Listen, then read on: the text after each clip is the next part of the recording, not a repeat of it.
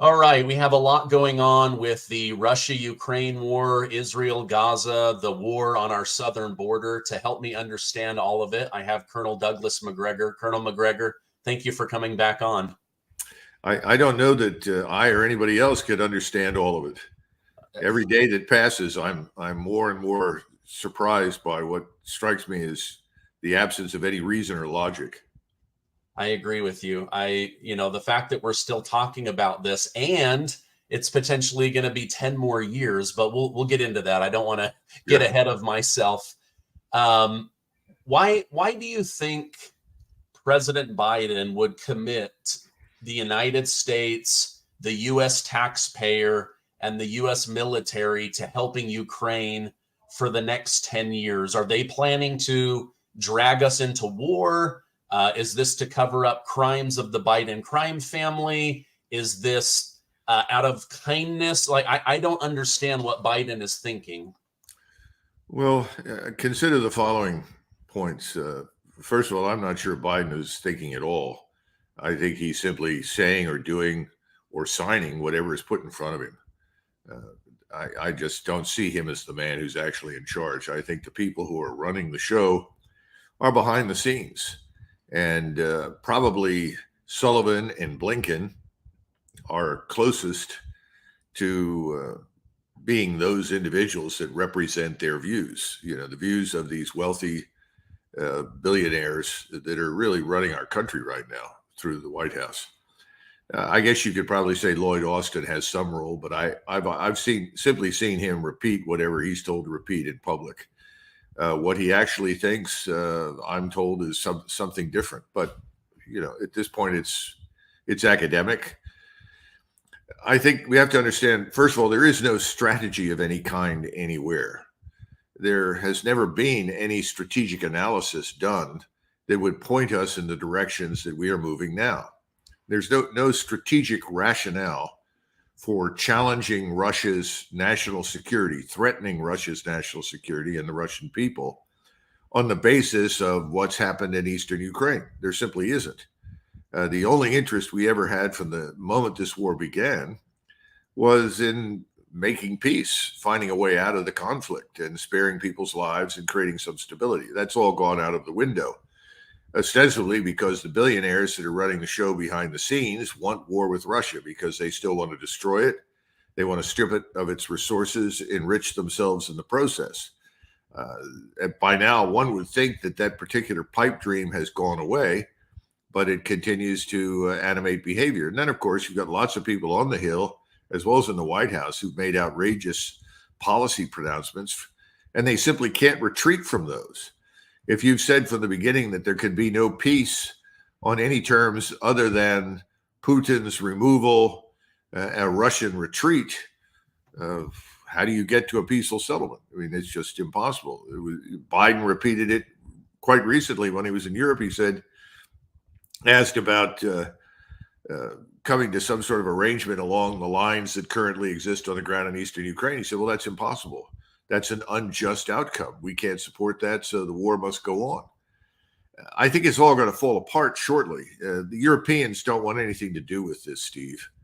They really don't. And the European leaders have just discovered that they're on very thin ice, that the majority of the populations that vote, and that includes Poland, by the way, that was previously in the forefront of impaling itself on the Russian sword, they want nothing to do with it. They want it to be over. They're tired of it. And there are other problems that contribute to this. They're sick to death of all these migrants that have taken up residence in their countries who will never be Europeans, don't want to be Europeans. In fact, if anything, they're there to transform Europe into something it doesn't want to be. So all of these things work together to sabotage the people in power. And what do you do if you face failure all the way around? If you're Joe Biden or you're Lindsey Graham or Chuck Schumer, you double down. You continue to do what you're doing. You never admit defeat. You never admit that you were wrong. You never admit that any mistakes were made. And you sort of pass everything off as anything but my position is immoral, which of course is ridiculous. The same thing is true right now in Israel. The Israelis have gotten themselves into a terrible fix. And if they try to de-escalate in any way, they think that they have lost. If you can't de-escalate because you'll lose, what do? You double down on what you're doing. You expand the war, and then hope that we will ride in on the white horse and rescue you from this disaster that you've started. So Biden and his supporters, and I would say the uniparty, you can call them rhinos, neocons, globalists, they all fit within the same category of uniparty. These are the people that have no interest in the United States and its interests, no interest in the American people, because if they had any interest, the borders would be closed. We'd be imposing law on all the people in this country who are not citizens. We would be punishing criminals. We're not doing any of that. So they don't care about the United States. They're pursuing an agenda that is completely divorced from it. This is bad news for the American people. It's also very dangerous for the world. But I think in Europe, at any rate, there's a higher probability that the governments that are there now will be gone soon. Now, that doesn't mean that the next ones that come in will change everything immediately, but they will begin to. And I think that's one of the reasons that Putin has exercised so much patience. In Israel, there's no chance for that to happen. If Netanyahu were to back away and say, whoops, it's time to de-escalate, we have to come to some other solution in Hamas, we don't want to fight Hezbollah, he'd be gone. He's just out of business. 80+% of the Israeli people are absolutely committed to the complete destruction of the people and the buildings that we call Gaza. And they feel very much the same way about Hezbollah. And they know that's very dangerous. Hezbollah is infinitely tougher nut to crack than Hamas. But they're willing to risk it for the reason that I just outlined. It could bring in Iran, and that's fine with them. They want to show down with Iran, but they want us to do the showing. That's the problem. Gotcha. You brought up Senator Lindsey Graham. In just the last week, he said the reason that we have to destroy Putin is there's trillions of dollars in resources in Ukraine. So in Senator Graham's mind, does all this human life value go out the door when he has donors like BlackRock and others that stand to benefit from the trillions of dollars if they can keep them out of Putin's hands? Well, I never saw any evidence that Lindsey Graham was worried about the loss of American life in Iraq or Afghanistan, particularly when we were sending people to conduct pointless patrols, showing our presence, and we would go down roads day after day, week after week, and be blown to pieces. I don't remember Lindsey Graham raising hell about that. I don't think he's ever been interested in what is necessarily humanity. He certainly doesn't care about Ukrainians and how many die. He's the man that told everybody, oh, this is a bargain. They're doing damage to Russia, and we haven't had to sacrifice anybody to do it. I mean, that's a hell of a comment. Yeah. Look, this entire thing in Ukraine has always involved resources. First of all, you're talking about great quantities of coal and iron ore in eastern Ukraine, components of steel manufacturing. There are other things there, including uranium deposits. There undoubtedly are rare earths that we haven't heard much about in many places. And there's also natural gas, as well as offshore natural gas and oil, all along the Black Sea coast. Nobody's brought it up, and it's interesting that they bring it up now to justify the slaughter of all these Ukrainians, because that really wasn't uppermost in Putin's mind, because he saw Ukraine as a neutral state that would be a partner for Russia and a partner for the West, and everybody could assist in the exploitation and self-enrichment that these resources meant. We've now suddenly said, oh, Putin is winning because he's getting all the resources, and we're not going to get any. It sort of reminds me of Afghanistan. There are rare earths in Afghanistan, by the way, along with other precious metals and minerals. And the Chinese are in there mining them. And we said, oh, if we leave, then the Chinese get these. Well, this could go on and on and on. It's just another sort of brick in the edifice of stupidity and insincerity that characterizes the conduct of our foreign and defense policy. Yeah. Almost everybody that I've spoken with about Russia sending warships loaded with hypersonic missiles to Cuba said it made them feel very uncomfortable. You and I have said on my program, how would the United States feel if Russia suddenly put missiles into Mexico? Well, here we go. They're putting them into Cuba.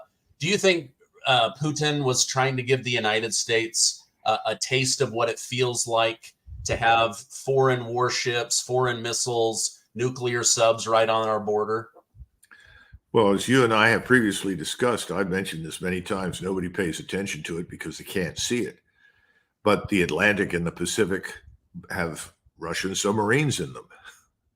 In other words, we've always had Russian subs offshore. This is not new. What's new is that they brought over surface vessels and parked them in view of everyone along with a submarine. And they're talking about hypersonic missiles. The reason they talk about those, and that's anything that flies faster than 5 times the speed of sound. You're talking about 1,600 feet per second and above. You can't stop it. In other words, we have no means of defending against it. Notice they didn't mention anything nuclear. They simply said hypersonic missiles. Yes, he's trying to say what's good for you is good for us. If you're going to park in our backyard and threaten us, don't be stupid. We can park in your backyard and threaten you. And remember that virtually all the states south of the border, with a few exceptions, are anti-American. They're hostile to us. They have always been hostile to us, even when they were not officially hostile to us. We're the North American Yankee white Protestant power. And they are Catholic and Latino. And there's always been that divide. So it's an easy divide to exploit. Why did the Mexicans welcome Germans into Mexico during World War I? Why did they transform themselves into the largest single KGB headquarters, outlet, and surveillance capability anywhere in the world outside of Russia, in Cuba and in Mexico? Actually, Mexico's KGB operation was even larger than Cuba's. So this has been going on for a long time. Those countries were against us during the so-called Cold War. All the Russians are doing is something else that I said back in January of 2022. And when I was asked by Dmitry Simes, what can the Russians do? And I said, one of the things they can do is escalate against us horizontally. Well, where can they escalate horizontally? North Korea, Cuba, probably Mexico, any number of places they can go. And so if you know that and you know you're vulnerable, which is what they pointed to, our vulnerability, then why would you do what we are doing? And it makes no strategic sense. Remember, the Cuban Missile Crisis was resolved for a whole range of reasons, but one of the resolutions was we would remove our nuclear warheads on missiles in Turkey. We would bring those missiles back to the United States. Well, we had already planned to do that, Stephen, but somebody forgot about it. I know that sounds hard to imagine, but somebody said, well, we'll do it, but we don't have to do it right away. It turned out that the presence of those missiles was a big deal for the Soviets, obviously. But we said, look, you pull them out and we'll get those missiles out. And we came to an arrangement. Today, you don't have to have missiles in Cuba to destroy us. We don't have to put missiles in eastern Ukraine to destroy Russia. We can all do it with intercontinental ballistic missiles. But everybody knows what that means. It means Armageddon. It means 90 million dead in the United States in the first hour of a nuclear exchange. And then we would estimate another 90 million would die in the next 6 months as a result of cancer and other diseases that destroy them, resulting from the radiation. So nobody's going to use nuclear weapons. I think that's pretty clear. I really don't see it. The Russians have made it very clear they will not use it unless it's used against them. So what do you turn to? You turn back to the conventional level. That's why you're hearing about hypersonic missiles.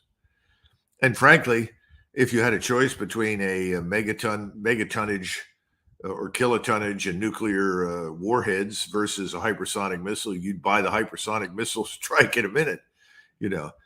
I don't think the Russians are interested in that. In fact, I know they're not. The Russians want an end to this war.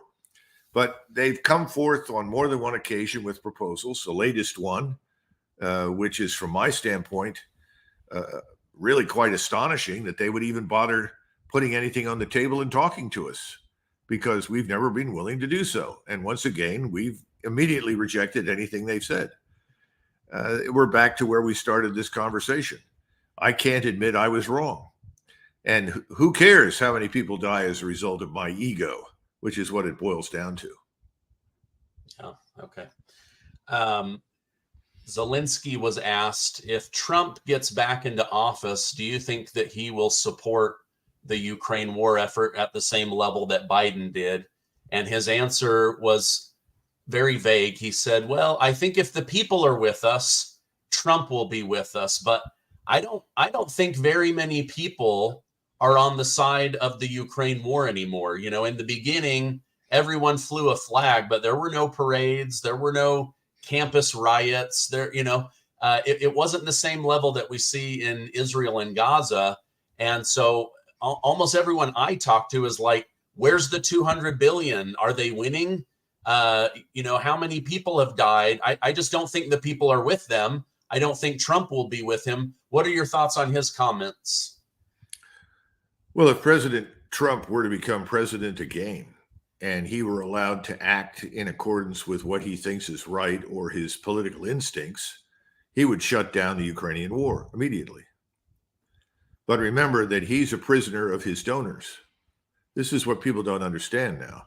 I'm sure you heard about this Mrs. Adelson, the widow of Sheldon Adelson, who is publicly offering, I guess this is a bribe, $100 million to the Trump campaign if he promises to underwrite and support the devastation and ethnic cleansing of the so-called West Bank, pushing all the Arabs south of the Jordan River so that greater Israel becomes a reality.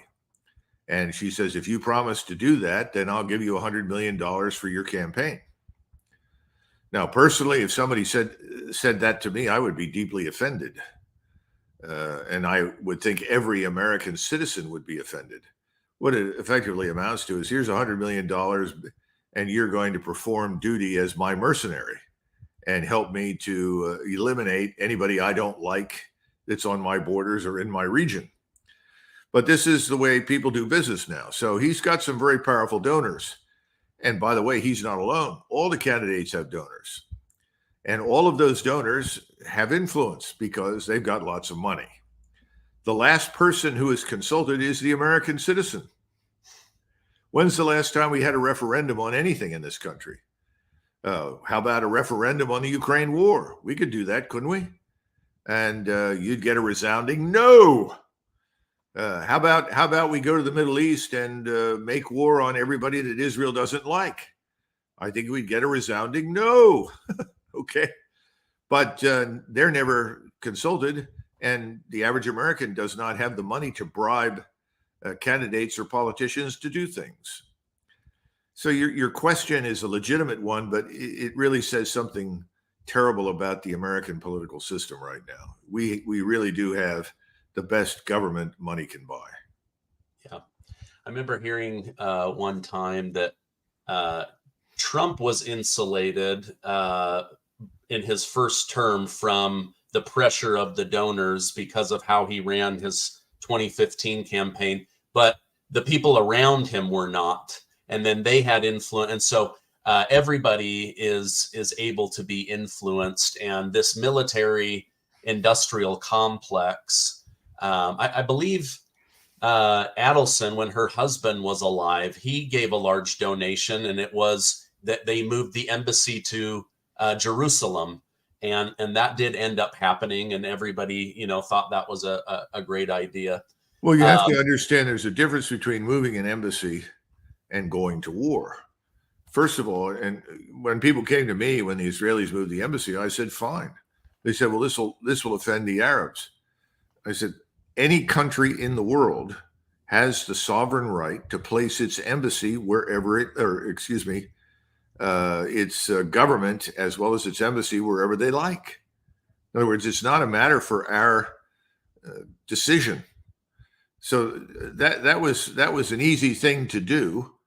And at the time, I had no problems with it. And my own view is that any country anywhere can do the same thing. Now, having said that, Going to war is a different prospect. If somebody asks you to support them for something that leads inevitably to warfare and conflict that will involve the use of American military power and American lives, that's a different one entirely.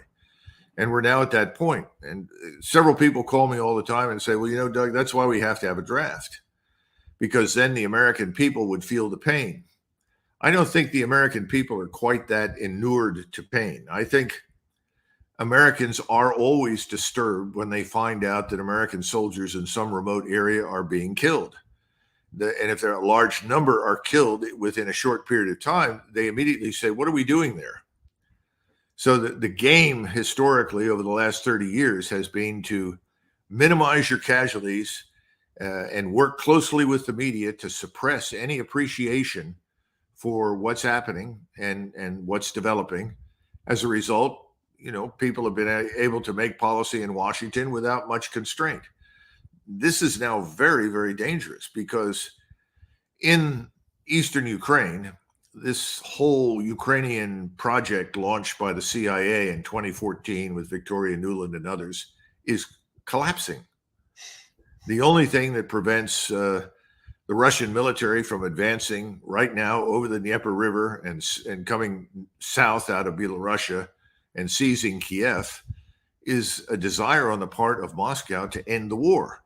They would rather negotiate an end to this thing. They just want Ukraine to be neutral, and they'll stipulate those conditions, something on the Austrian state model that worked so well in 1955. But if that's continually rejected, then what do you do if you're in Moscow to end this thing? Exactly what I just described. You cross the river, you take Kiev, you move down to Odessa, and you call it a day and make clear that if anybody crosses into Western Ukraine, that you can target them and destroy them, which they can do right now. If you or I walked across the border from Poland into Ukraine right now, and you and I were on some sort of list of priority intelligence topics, and they saw us, they could pick us up as soon as we crossed into Russia, and they could launch a missile to kill us. I mean, this is the world we live in right now. You have persistent surveillance. Everybody can watch everybody else all the time. The only way to stop that is to destroy space-based surveillance. But if you do that, then eventually they'll get around to destroying yours, and then nobody has any surveillance of anything.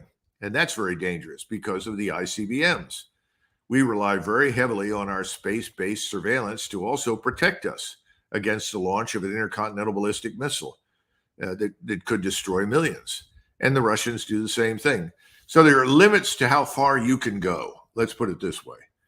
And we keep pushing those limits. And if we push far enough, we'll get much worse than what we bargained for. And that's where we are right now in Ukraine. And by the way, it's the same problem in Israel.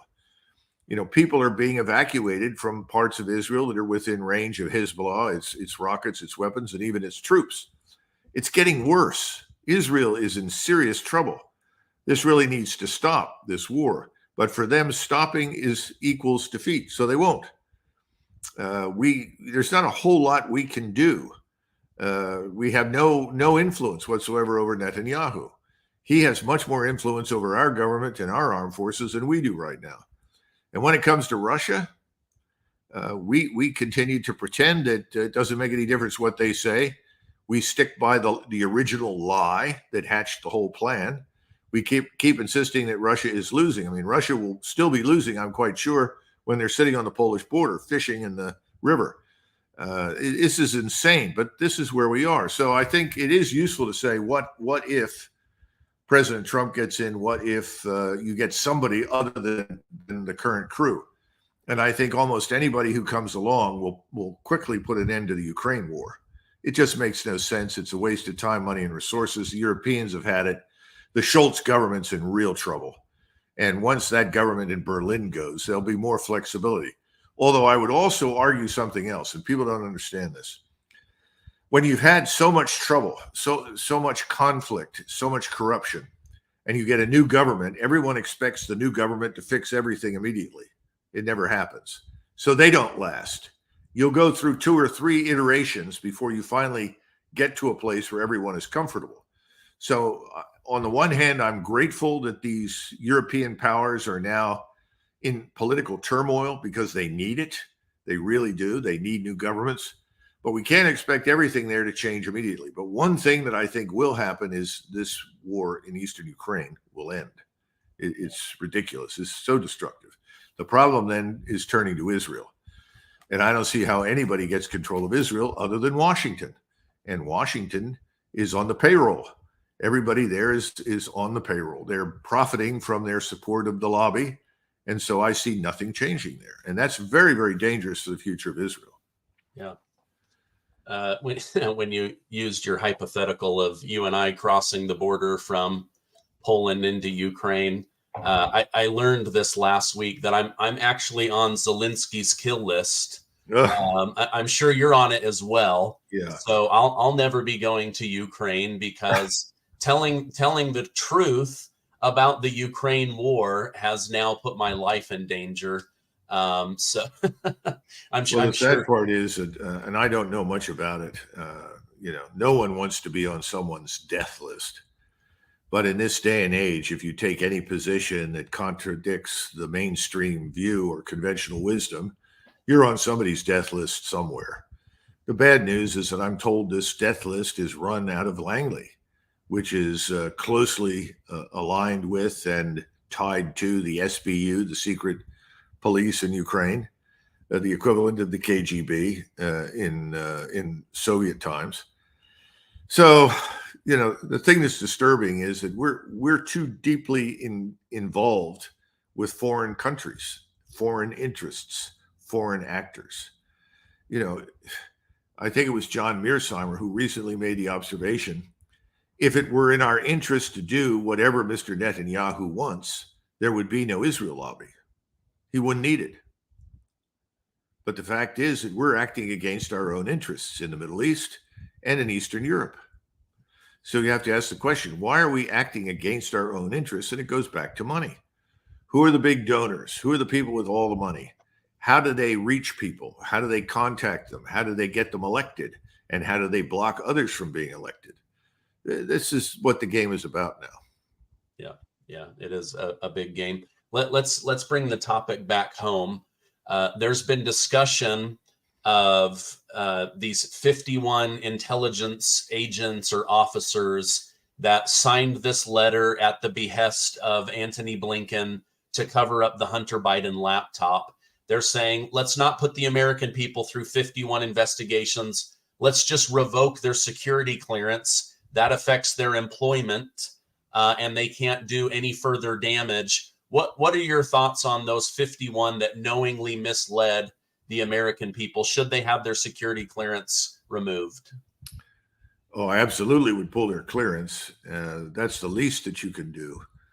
And then I would put together a prosecution and go after them because they betrayed the trust of the American people. This is the big problem. When you take an oath in the Department of Defense or in the military, you swear to uphold the United States Constitution against all enemies, foreign and domestic, and to obey the orders of the officers appointed over you. Well, there's a conflict there. On the one hand, you're supposed to obey the officers appointed over you, and you're supposed to simultaneously be true to the Constitution. What happens if obeying the officers violates your loyalty and oath to the Constitution? We've got to resolve this because this is not unique to the CIA. This is a problem that runs across the entire federal government. But I think the CIA is one of these organizations that deserves a lot more attention than it gets. There's practically no oversight. The budget is a very vague thing. We can't really audit it effectively. It's even worse in some respects than the Department of Defense. It's a black hole. It's been a rogue organization for many, many years. I don't know who is behind all 51 of those officers, but obviously they signed that assuming two things. First of all, I'm violating my oath by aligning myself politically with something as opposed to simply doing my job as an intelligence analyst. And then secondly, I'm probably doing what the people above me want me to do. Now, undoubtedly, much like you see in the Department of Defense, the people that want to be generals and admirals, they unquestioningly obey everything And if you want them to be diversity conscious, equity conscious, you name it, they're, oh, yes, please pick me. I'll enforce all those dumb policies. Oh, yes, I'll promote everybody regardless of any demonstrated character or competence. They could be idiots, and I'll vote for them if you tell me that's what I need to do. This is a big problem, Stephen. And you got to clean house in Washington. You got to get rid of a lot of people and start over. Do you really think that anybody who will be elected in November or comes to power in November, one way or the other, do you think any of them can do that? I'm very, very pessimistic.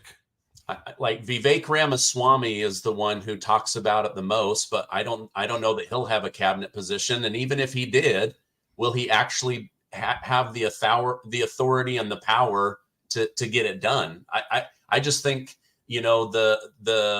the swamp is going to do everything it can to protect the swamp. Yes. We've seen that. All of these cover-ups against Trump, and it's all about, in the end, it all boils down to protecting the money and the interest of the Washington, D.C. elites. Well, it's also a rarity that a president actually picks the vice presidential candidate he wants to run with him. Normally, that's done by donors. People with powerful bank accounts and interests. How did Henry Kissinger become the national security advisor for Richard Nixon?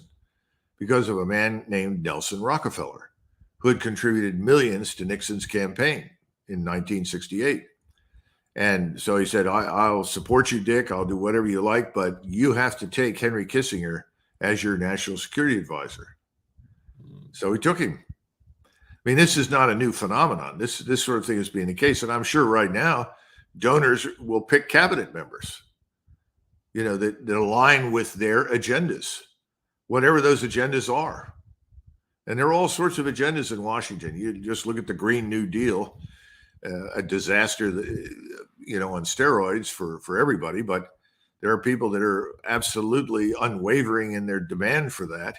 I'm sure that their supporters will get critical positions in a future administration.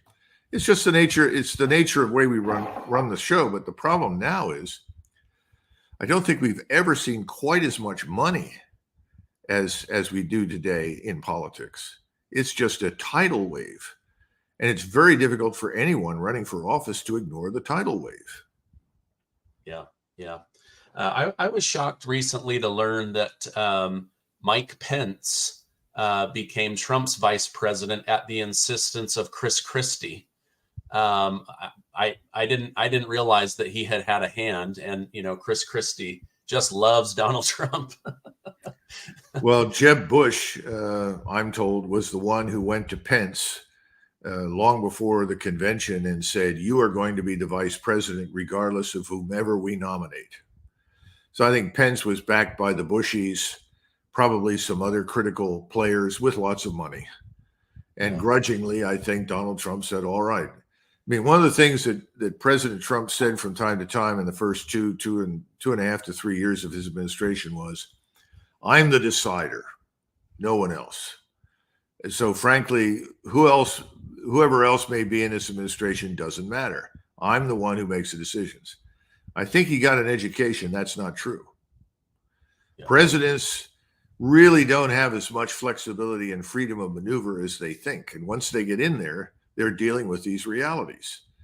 Biden is the exception because he's not even, I don't think he's even conscious of what's going on. But it's the same principle at work.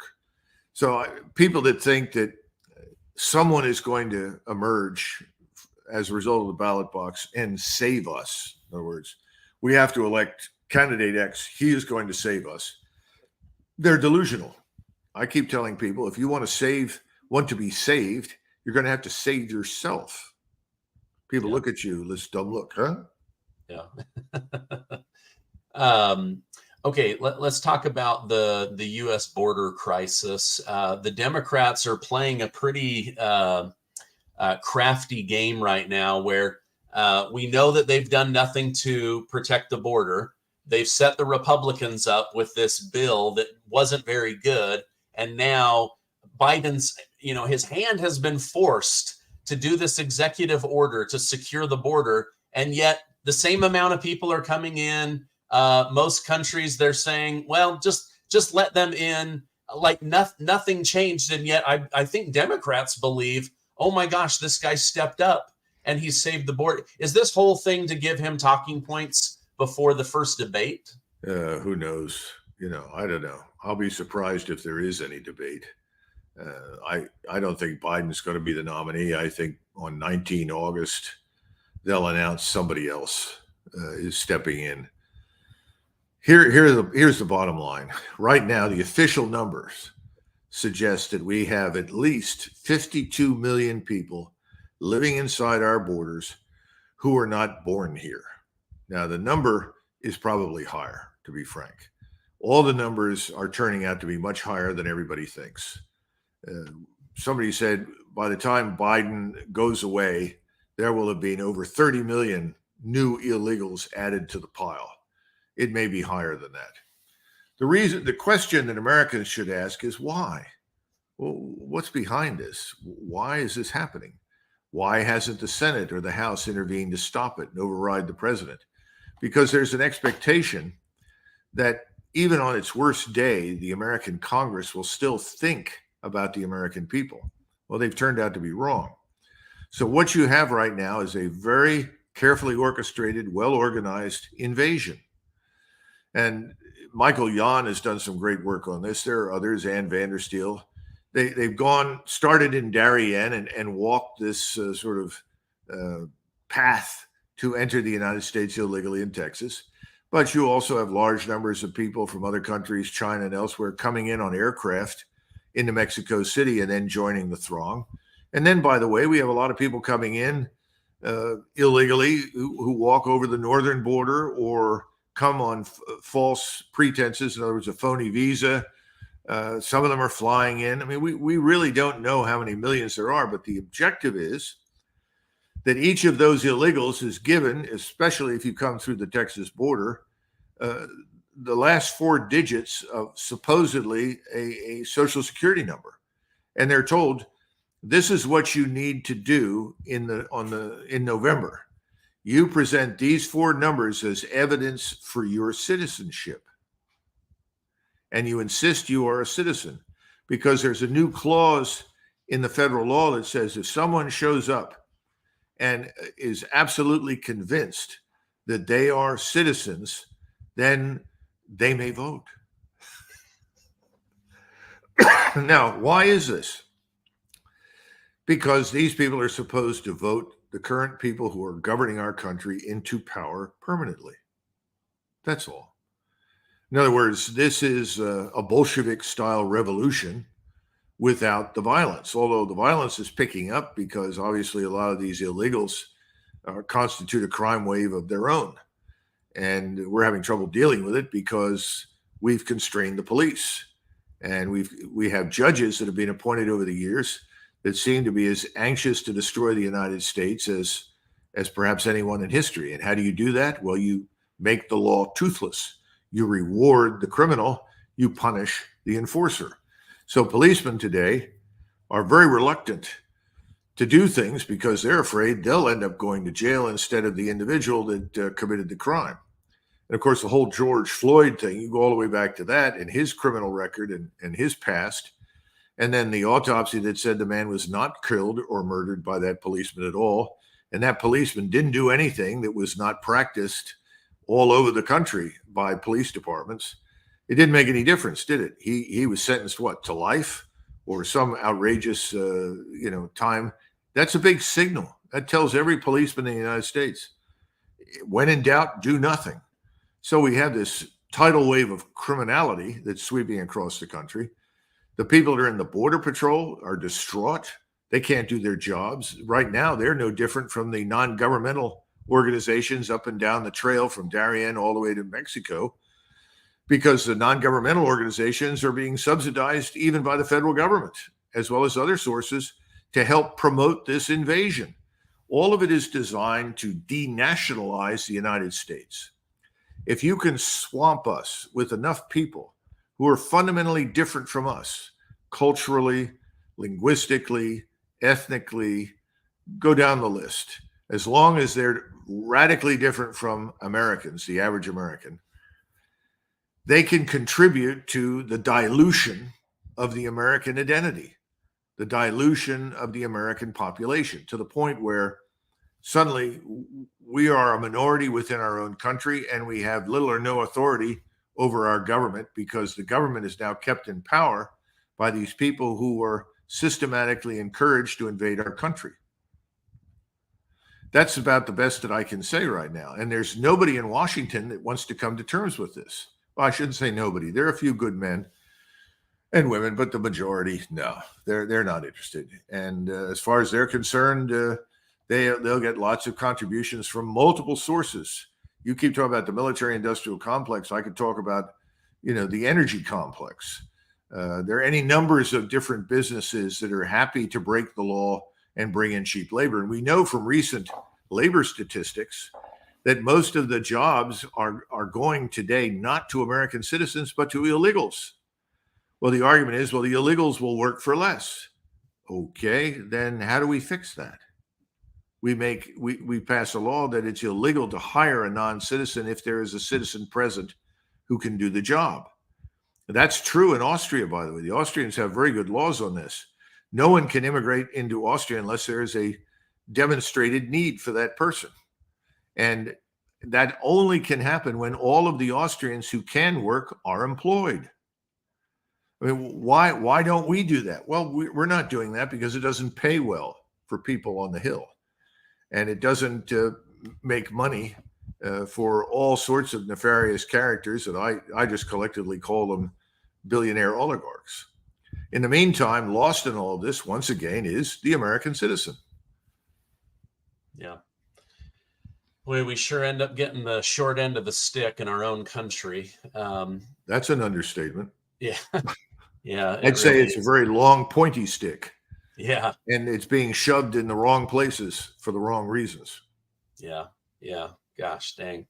Well, I read a lot of European news, just like I'm sure you do. And I'm watching them be invaded. And it's like, watching a wreck in slow motions. And I'm like across the ocean going, you guys, do you not see what's happening? But again, I think the government leaders know it. They just don't do anything about it. Same thing back here at home. I think the American people and DC government have a very different vision of what the country is and where it's going. And sadly, we're all kind of strapped to this train to crap town. Well, lots of people live in denial, Stephen. You know that. And if you are not near the border, you can pretend it's really a border problem. In reality, it's everywhere. But people don't care to admit that. And then there's something else. People aren't motivated until they are touched in some dramatic way. When do people rebel against governments? Well, usually it has something to do with not being able to eat. I mean, if you can keep everyone fed, make sure that everyone can drive their car to the 7-Eleven, pick up a six-pack, go home and watch the game on Monday night, then I guess you're probably all right. In other words, we have a lot of sedated consumers in the United States. The sedation has to end. If it doesn't, then we are the proverbial boiling frog that is boiled. Yeah. Well, hopefully, you and I can continue to raise awareness of this and try and wake people up, get them out of the frying pan. I know you're constrained for time. This has been a very interesting conversation. I appreciate you coming on, appreciate your service to the country. I'm going to put a link to Our Country, Our Choice down below so that people can learn more about that. Colonel Macgregor, thank you for coming on. I hope you have a great rest of your day. Thank you, Stephen.